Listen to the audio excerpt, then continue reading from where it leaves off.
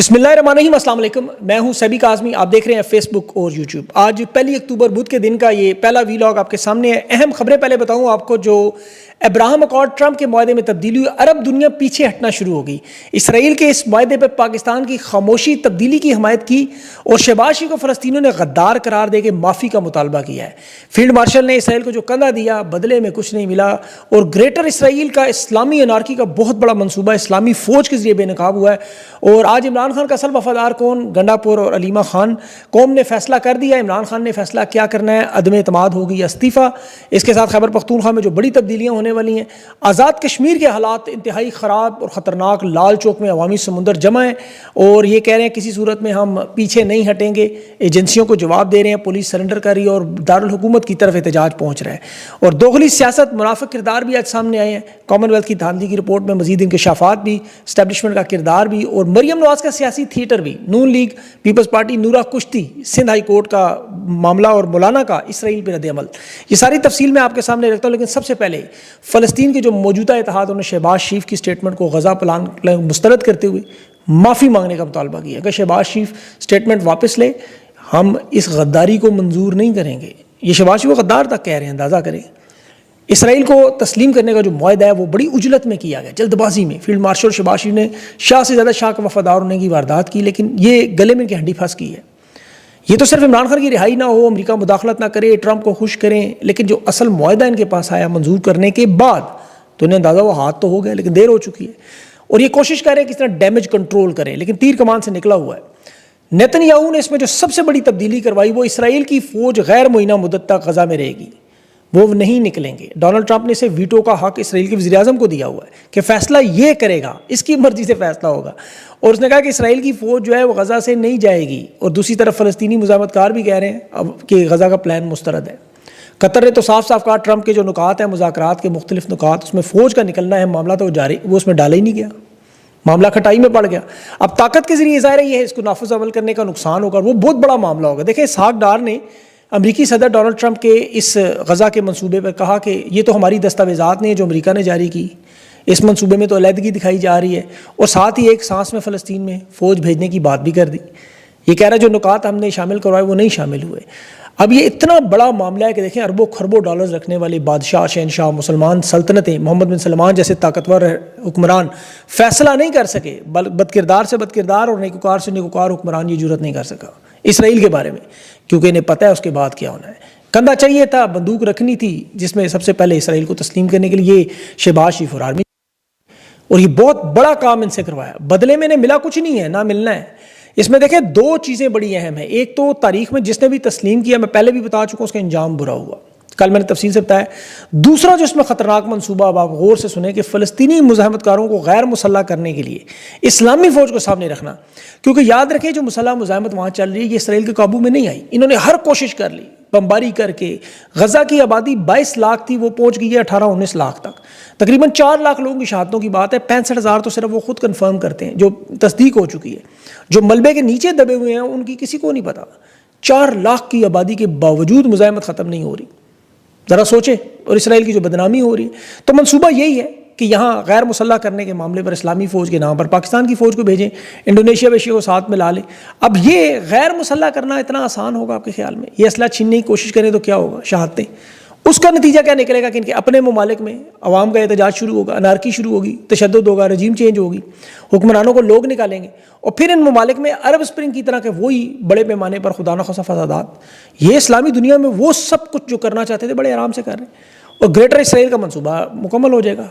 Abraham accord part 2 तो मुकम्मल नहीं हो सकता। उसमें तो देखें, जो 8 ममालिक हैं वो जानते हैं कि उनकी शाही हुकूमतों के साथ क्या होगा। अब पाकिस्तान जैसे मुल्क में जहाँ कहा जाता है अवाम नहीं उठती इनकलाब के लिए, जरा कि ये खबरें जब आपके पास आना शुरू कर, रद्द-ए-अमल क्या होगा? यहाँ तो ये शमा जुनेजो नहीं संभाल सके। और फिर यहाँ जो तंजीमें बनी हुई हैं पहले से, बलोचिस्तान, खैबर पख्तूनख्वा के हालात, कश्मीर के हालात, उसमें फिर क्या नतीजा होगा? ये तो बल्कि बहुत बड़ा मामला हो जाएगा इस्लामी दुनिया में। तो ये इन्होंने बिल्कुल बड़ा तरीके से प्लान करके मनसूबा बनाया था, इनसे मंजूर करवाया था। आप तारीख में जाएँ, बरसगीर की आज़ादी की सिर्फ जो उस वक्त मलका के ख़िलाफ़ शुरू हुई, 50% में पंजाबी, पठान और पख्तून थे। उसके अंदर मुसलमान भी थे, हिंदू भी थे। इन्हें ख़तरा था कि अफ़गानिस्तान से कोई अगर लश्कर आ गया दिल्ली की तरफ, तो मलका की फ़ौज के अंदर पंजाबी पठानों के साथ मिल जाएंगे। अब मुसलमान इसमें मौजूद हैं, इन्होंने फिर बड़े तरीके से क्या किया, अलग अलग रियासतें पहले बनाई, फिर मुसलमान हिंदुओं का मामला शुरू किया, फिर वहाँ 200 साल इस चक्कर में हुकूमत करते रहे, और फिर बाद में जो नारकी फैलाई वो आपको पाकिस्तान हिंदुस्तान की देख लिया आपने। ये इस्टेब्लिशमेंट वही माइंड सेट लाई इंटरनेशनल भी और पाकिस्तान में भी। ईस्ट इंडिया कंपनी जो पाकिस्तान में फौजी जहनीत है, इनका तरीका वारदात भी था, कलमे की बुनियाद पे बनाया, जमहूरियत की बुनियाद पे बनाया, इस्लाम का किला है, गज़वा हिंद का लश्कर है, कश्मीर के नाम पे इकट्ठे करते रहे, फ़लस्तीन के नाम पे, और फिर सबसे बढ़कर इसराइल के नाम पे 78 साल तक ये पाकिस्तानी को मामू बनाते रहे। ऐसे ऐसे सियासतदान ढूंढ के जिनके बाप दादा अंग्रेज़ों के वफादार थे। पंजाब में आले शरीफ को 50 साल हुकूमत देती रही, 2 पार्टियाँ बना के आपस में गेम खेलते रहे, और आवाम को मजहबी बुनियादों पर, मसलकी बुनियादों पर शिया सुन्नी वहाबी बरेलवी तकसीम करते रहे। जिसने उसने कोशिश की, मार मार के सत्यानाश कर दिया। आज क्या नतीजा है कि देखें, मरियम नवाज एक दफ़ा फिर जाग, पंजाबी जाग, वही माइंड सेट, पंजाब कार्ड, और जरदारी वहाँ वो सिंधु कार्ड से अब सिंधु दरियाओं पर आ गया। इमरान खान पर यहूदी एजेंट का नारा लगाते रहे और वो सारा नाकाम हुआ, अपने नकाब उतर गए। खान ने तो ठीक कहा था, कोई रह तो नहीं गया। वाकई अब तो कोई भी नहीं रहा, कोई एक भी नहीं रहा। पाकिस्तानियों को एक एक तबके का, उलमा का, सियासतदानों का, जर्नलों का, जजेस का, सहाफ़ियों का, सब के सब का पता चल गया है। इनके हवालदार सहाफ़ी वो मुनीफ फारूक, सूबेदार मंसूर अली खान, नायब सूबेदार जावेद चौधरी, लांस नायक हसन यूब, ये मीडिया में इसराइल को तस्लीम करने के फ़ज़ाइल बयान कर रहे हैं। अंदाज़ा करें, ये वही काम है ना जो सहाफ़ती तोइफ़े क्यों कहा जाता है। उलमा ढूंढें ज़रा, जो सलाउद्दीन अयूबी के जानशीन होने के दावा करते थे, ज़र्रा आपको दिखाते थे, वो खोद जो था वो दिखाते थे, इसराइल के सफ़र की बात करते थे, वो पोस्टें देखे, वो लगाई 3-3 हज़ार किलोमीटर यरूशलेम लिखा होता था, जेन में नक्श करने वाला, वो लाल टोपी वाला बागीचे में बंदूक उठा के दौड़ता था, वो ज़ैद हामिद एक्सरसाइजेज करता था इसराइल जाने की। आज वो किधर है? अभी तो आपको हाफिज़ साहब की वीडियो नज़र आएगी जिसमें वो आपको कुरान पाक से आयात सुना रहे होंगे बनी इसराइल के बारे में कि ये अल्लाह की बहुत पसंदीदा कौम है, तमाम कौमों पर इसको फजीलत है। ये बाद में जो नापसंदीदा कौम बनी जो अपने हालात की वजह से आपको पता है, लेकिन ये कहेंगे इसराइली तो हमारे भाई हैं। जैसे अमन की आशा शुरू हुई थी, आपको याद होगा, अभी भी तमाम मीडिया नेतन्याहू की दिखाता रहा लाइव, आपको पता है वीडियोस, इमरान खान की आवाज़ तस्वीर बंद है, लेकिन मोदी पहले दिखाते रहे, अब नेतन्याहू भी दिखा रहे हैं, खान नहीं दिखाना। पाकिस्तानी सोचते हैं कि हम फ़लस्तीन पर बोलने वाले उलमा, सियासतदान, जर्नल, सहाफ़ी क्यों सामने नहीं आते, जिन्होंने सामने आना था। अभी फ्लोटेलिया में 44 ममालिक के 6 बरे-आज़म से, सेनेटर मुश्ताक जिसमें है, बगैर मज़हब और मसलक की कैद से, इंसानियत के नाम पे ये लोग अपनी जान हथेली पे रख के फ़लस्तीन इमदाद के लिए जा रहे हैं। हर दुनिया की फ़ौज पीछे हट गई। इटली ने मदद का कहा, उनकी नेवी ने आज कह दिया जी कि 150 नॉटिकल मील तक आपकी मदद करेंगे, आगे आप अल्लाह के सुपुर्द। इस पर मुसलमान भी हैं, गैर मुसलमान भी हैं, ये बाज़मीर खूबसूरत अजीम लोग बेगुनाह फ़लस्तीनियों की नुसरत के लिए जा रहे हैं। ये को मौलाना फजल रहमान, साद रिजवी, तकी उस्मानी साहब, मुफ्ती मुनीब, ये आपको नज़र नहीं आ रहे? ये बाज़मीर लोग हैं। मौलाना फजल रहमान की तरह बयान नहीं देते इसराइल पे, हम तस्लीम नहीं करेंगे, वो तो पूरा पाकिस्तान कह रहे हैं। ये एक शख्स इमरान खान अडयाला जेल में कैद है सिर्फ इस वजह से। मौलाना तो आज़ाद है, स्ट्रीट पावर सबसे ज़्यादा इनकी मदरसों की, जुमे के खुतबे के बाद कॉल दें पूरे पाकिस्तान में लोगों को पुरअमन एहतजाज की, लेकिन मौलाना नहीं देंगे कभी भी। ये हमेशा आपको पता है इनकी वारदात का तरीका, वो good cop bad cop policy. जैसे शहबाज शरीफ ट्रंप को खुश करता है, इसहाक डार आवाम को आके कहता है जी हमारा तो मुआहदा ही नहीं। मौलाना भी वही काम करते हैं। 26वीं तरमीम हो, मिलिट्री ऑपरेशन हो, अफगानिस्तान की जंग हो, जब भी हुकूमत को सहारा हो, मौलाना साहब का कंधा तैयार, डिमांड वजारतें वही। मौलाना की तारीख है, समझने का आसान तरीका आपको बताऊँ, जिससे मत मौलाना खड़ा हो उनके मुखालिफ हमेशा हक पे होगा, बस ये याद रखें। ये शहबाज शरीफ इसहाक डार भी मुख्तलिफ नहीं है। इसहाक डार देखिए 160 सफ़ात का बयान अल्फी दे गया, मईशत के नंबरात में हेरा मेरी में पकड़ा गया। ये सिर्फ निज़ाम को महफूज करने के लिए, इस निज़ाम को जो इस्टेब्लिशमेंट चाहती है, इक़्तिदार का लंबा अरसा हो, मुद्दत मुलाजमत तोसी हो, उसके बाद जाए पाकिस्तानी जहाँ जाना उन्होंने आवाम से छुप के। ये सऊदी अरब का दिफाई मुआहदा, उसमें आपको पता है एक बड़ा अहम नुकता है कि सऊदी अरब पाकिस्तान के सियासी मामलात में मुदाखलत नहीं करेगा। अब उस दिफाई मुआहदों में कभी सियासी मामलात का जिक्र हुआ? ये अवाम के सामने क्यों नहीं रखते? दूसरा फिर ज़्यादा लेन देन का मामला है, अगर कुछ रियाल देनार वैसे मिलने नहीं है, लेकिन फ़र्ज़ करें अगर मिल जाते हैं तो पता ही ना लगे किधर मिले। जैसे वो फीफा में वर्ल्ड कप में कतर से मिले थे, वो कहाँ गए किसी को पता है? स्टेट बैंक में तो नहीं आए, जनरल बाजवा के अकाउंट में गए होंगे। बहरहाल अभी आगे जो बड़ी अहम बात, इमरान खान और अभी ये जो तोशाखाना केस जो चल रहा है अडयाला जेल में, और अलीमा खान उस केस के दौरान आज जाने की कोशिश की, लेकिन कर्नल ने रोक लिया। जाहिर है अली मीन गंडापुर को कर्नल साहब जाने देंगे, अलीमा खान को नहीं जाने देंगे। अलीमा खान ने आज अडयाला से जो इमरान खान का इंसदाद दहशत गर्दी में अभी फेयर ट्रायल के नाम पे वारदात हुई, वो भी खोल के बता दी कि कैसे खान को गलत बयानी इसके जरिए कमरे में बुला के मोबाइल दिखाया जी कॉल बात करें। इमरान खान ने फ़ोन हाथ पे पकड़ा, ना आवाज़ ना तस्वीर, और बाद में पता चला वो वीडियो लिंक पे हाज़िरी लगा दी उन्होंने। ये इस तरह की वारदातें करी हैं जो लीमा खान आके बताती हैं और ये बाकी सारे छुपाते हैं। अब तहरीक इंसाफ में जो हो रहा है देखें, उसका पर्दा रखने की जरूरत नहीं, को मामला फैसला कुन मरहल की तरफ जा रहा है, अदम एतमाद या इस्तीफा ही होगा। अली मीन गंडापुर सब खुल के सामने आ गए, अवाम भी खुल के सामने आ गई। 96% तहरीक इंसाफ पाकिस्तानी अवाम अलीमा खान के साथ खड़ी है, 4% लोग इनके साथ टोटल खड़े हैं। ये अली मीन गंडापुर साहब ने जो छेड़ा है ना मामला, अब चूंकि इनकी अपनी बका का मसला है, ये इमरान खान के हाथों नॉकआउट होकर सियासत के मैदान से फारिग होने जा रहे हैं। ये 2 अक्टूबर को खैबर पख्तूनख्वा काबीना का इजलास है, ऐन मुमकिन उसमें अदम एतमाद आ जाए। इस वक्त तो एस्टेब्लिशमेंट भरपूर ज़ाहिर इनकी मदद कर रही है, जिसकी वजह से हुकूमत मजबूत है, हिलने नहीं देते। नून लीग जैसे पीपल्स पार्टी की फॉर्म 47 की हुकूमत है। अलीमा खान ने जो स्टेटमेंट कल आपको दी ना, वो स्टेटमेंट अलीमा खान की नहीं थी, वो इमरान खान का बयान था। अली मीन गंडापुर को अवाम के सामने जो बातें अलीमा खान ने की, अलीमा खान ने कभी इनका नाम नहीं लिया, वो पहले भी नहीं लेती, अभी भी नहीं ले, लेकिन ये बाकायदा इमरान खान की हदायत पे उन्होंने आके बताया कि क्या क्या कहते रहे इमरान खान को, किरदार कुशी की कोशिश क्यों करते रहे, MI से, MI6 से, SI से सबसे मिलाते रहे, वीलॉगर से जोड़ते रहे, साफ़ियों से जोड़ते रहे। ये मिशाल यूसुफ सही ने पहले अलीमा खान के बेटे पर ऐसे इल्ज़ामात लगाए, फिर शेर अफजल मरवत के ज़रिए इन्होंने इसी तरह तहरीक इंसाफ का चेयरमैन बनना चाहती हैं, वो खबरें चलवाईं। फिर अली मीन गंडापुर के सोशल मीडिया टीम को ऐसे ही कहा कि अलीमा खान पर मुसलसल निशाना बनाएं, और अब तो अली मीन गंडापुर ने खुद पूरा वीलॉग कर दिया। देखें, सहाफ़ियों का प्रोफेशनल रब्ता सियासी जमात के हर रहनुमा से होता है, इस्टेब्लिशमेंट से भी होता है। खबर निकालनी है, सहाफ़ियों का अलीमा खान से रब्ता ज़रूर है, इसमें तो कोई दो राय नहीं। इंटरव्यूज़ के लिए भी, खबर की तस्दीक के लिए भी, तरदीद के लिए भी, बयानात जांचने के लिए भी, ये तो काम है।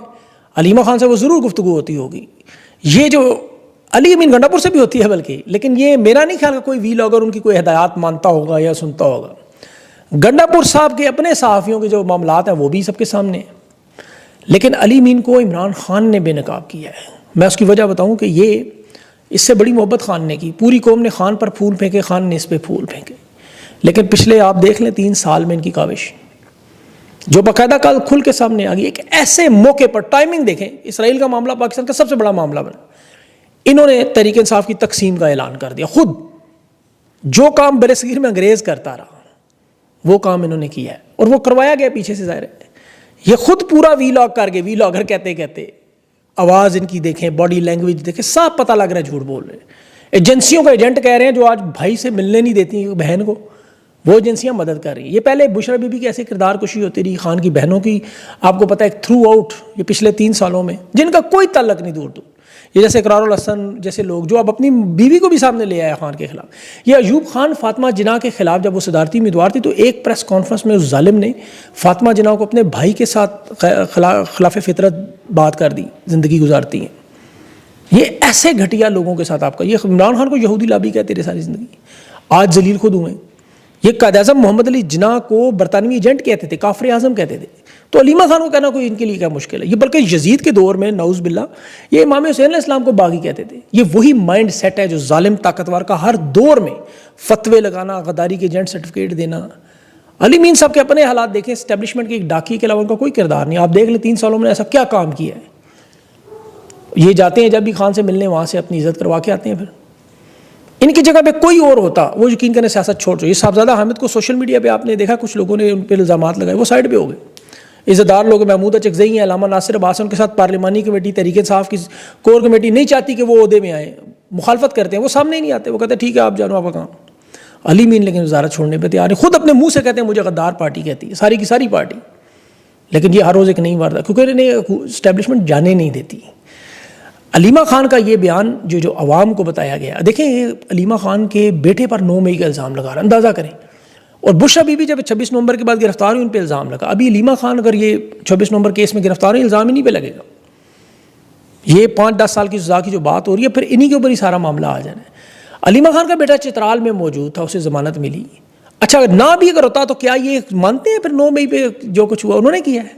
मतलब अली मीन गंडापुर, अंदाज़ा करें, ये तो एस्टेब्लिशमेंट का बयान है ये वाला। ये सिर्फ फील्ड मार्शल के बनाए हुए निज़ाम को महफूज करने की कोशिश है।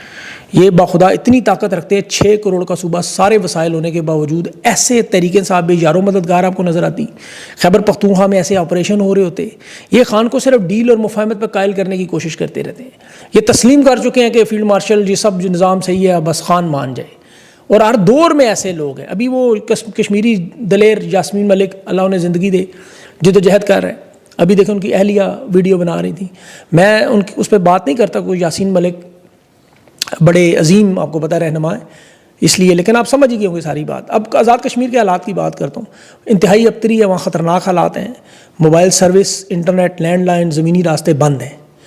ये सिर्फ मरात और 12 नशिस्तों बचाने के लिए पूरा कश्मीर का वो हाल किया जा रहा है जो आपको फ़लस्तीन में और पाकिस्तान में होता हुआ नजर है। मुजफ्फराबाद के सिर्फ आज मनाजर देखें आप, जिस तरह लाखों लोग निकले हुए हैं, इनके पास घुटने टेकने के अलावा कोई दूसरा रास्ता नहीं है।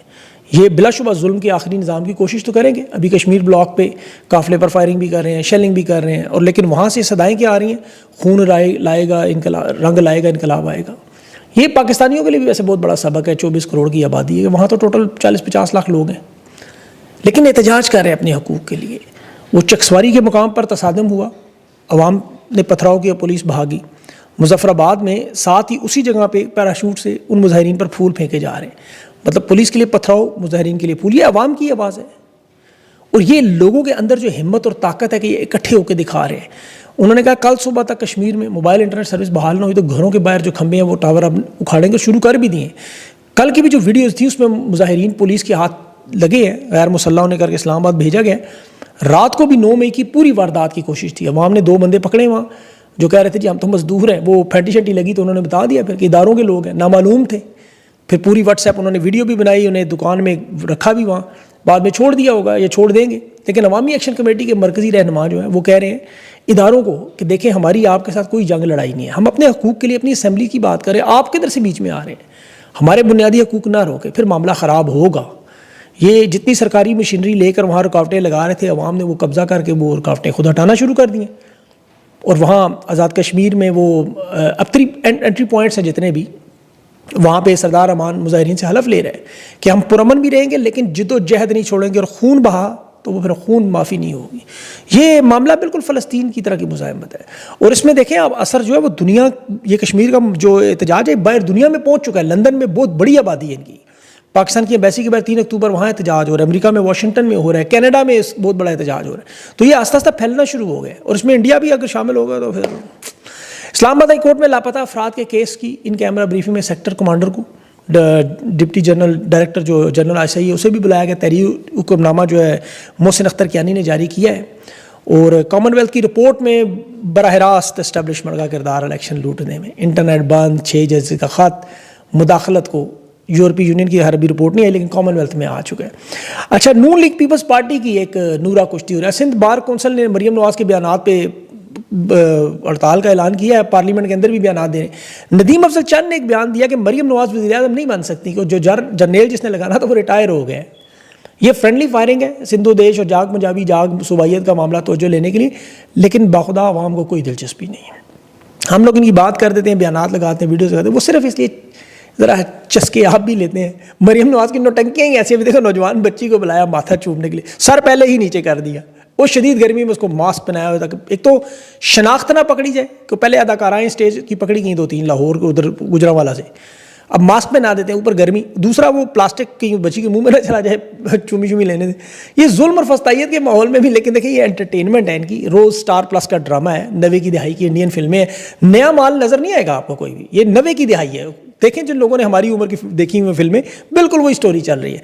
जैसे वो चचा यूट्यूब पे पैसे दे के मशहूरी करवा रहा है। तो शरीफ खानदान के तो एक ही आपको पता है ज़िंदगी का मिशन है, बस गाना गाना, अच्छा खाना और नहाना।